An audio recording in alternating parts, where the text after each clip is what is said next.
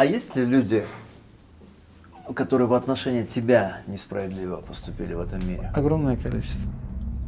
Они не пытались просить тебя прощения?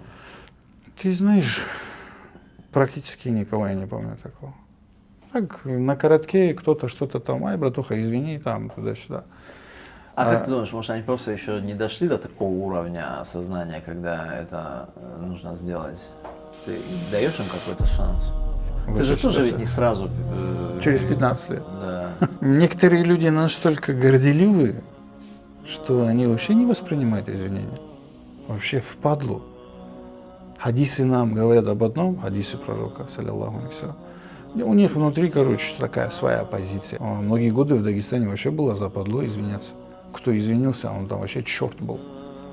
Гриву опустил, подошел. Это, короче, через такую блатную такую риторику откровенно хадисы делались какими-то явлениями, которые как бы западло делать вообще.